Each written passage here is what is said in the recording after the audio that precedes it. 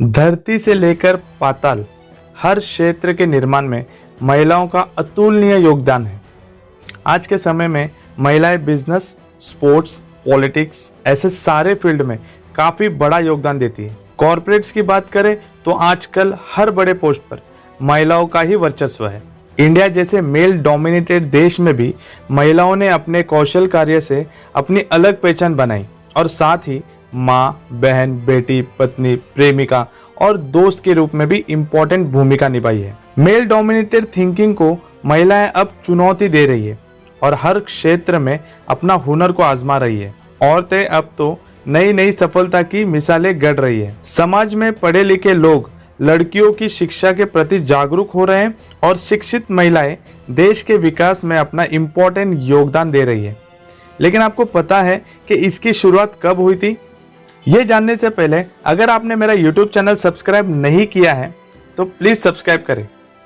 और हमेशा की तरह आज हम एक और जबरदस्त इंस्पिरेशनल स्टोरी लेकर आए हैं। बहुत सारे लोगों को इनके बारे में पता होगा, पर आज भी ऐसे काफी लोग होंगे जिन्हें ये पता ही नहीं होगा कि भारत की पहली लेडी डॉक्टर कौन है।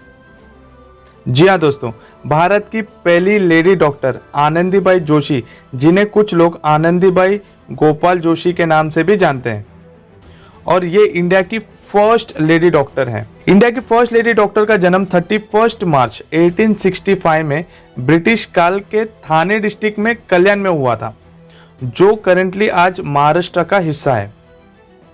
फ्रेंड्स, ये उस दौर की बात है जब महिलाओं को प्राइमरी एजुकेशन लेना भी बहुत मुश्किल था। ऐसे समय में आनंदीबाई ने डॉक्टर की पढ़ाई पूरी करना, यह बहुत ही बड़ा अचीवमेंट है। इनका जन्म एक हिंदू परिवार में हुआ था और इनका नाम यमुना रखा गया था। इनकी शादी 9 वर्ष की उम्र में अपने से 20 साल बड़े व्यक्ति के साथ कर दी गई थी। इनका पति का नाम गोपाल राव जोशी था। शादी के बाद इनका नाम यमुना से बदलकर आनंदीबाई रख दिया गया था। अपनी शादी के 5 साल बाद आनंदीबाई ने एक संतान को जन्म दिया, जो कि लड़का था। इस वक्त वो सिर्फ 14 साल के थे, परंतु यह बच्चा केवल 10 दिन का जीवन ही जी सका और जरूरी मेडिकल फैसिलिटी न मिलने के कारण उनके बेटे का मृत्यु हो गई। आनंदीबाई के जीवन में यह घटना उनकी लाइफ की टर्निंग पॉइंट बन गई और उन्होंने एजुकेशन प्राप्त करके डॉक्टर बनने की ठान ली।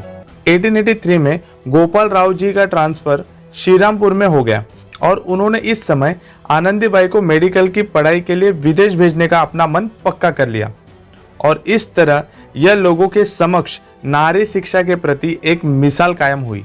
परंतु आनंदीबाई के इस कदम के प्रति समाज में बहुत विरोध की भावना थी। ये समाज नहीं चाहती थी कि उनके देश के कोई व्यक्ति, खासकर कि महिलाएं, विदेश जाकर पढ़े। अपने फैसले को लेकर समाज में विरोध को देखते हुए आनंदीबाई ने श्रीरामपुर कॉलेज में अपना पक्ष अन्य लोगों के सामने रखा।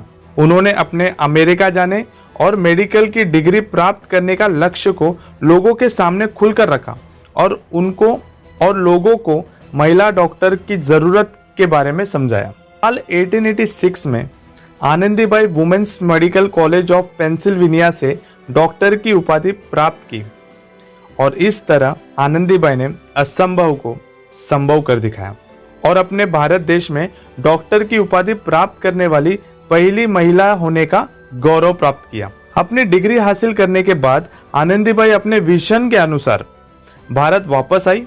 उन्होंने वहां से वापस आने के बाद सबसे पहले कोल्हापुर में अपनी सेवाएं दी। यहाँ उन्होंने एल्बर्ट एडवर्ड हॉस्पिटल में महिला विभाग का काम संभाला।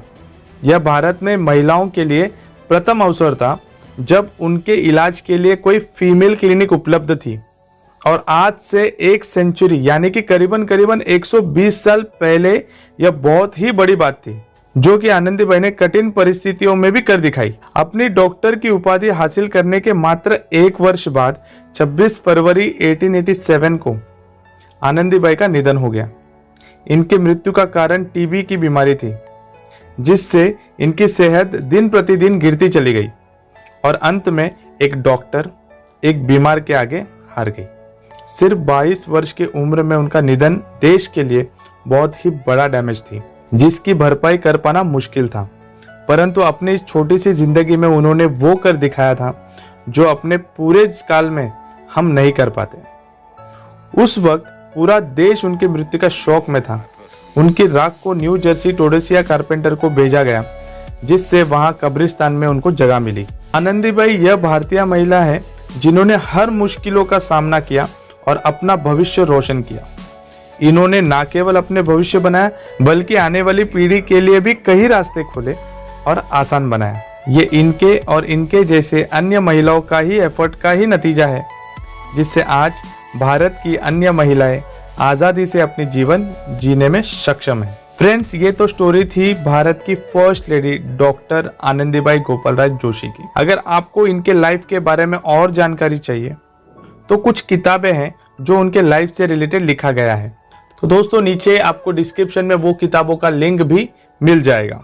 आज भी कई ऐसी महिलाएं हैं जो कई क्षेत्र में लगातार अपने प्रयास से भारत का नाम रोशन कर रही है। उन सभी महिलाओं के सुनहरे भविष्य की हम कामना करते हैं और उनके आने वाले भविष्य के लिए शुभकामनाएं देते हैं। अगर आज का वीडियो आपको पसंद आया तो प्लीज लाइक करें। अगर अभी तक आपने सब्सक्राइब नहीं किया है तो जरूर सब्सक्राइब करें। वीडियो पूरा देखने के लिए धन्यवाद। आपका दिन शुभ रहे।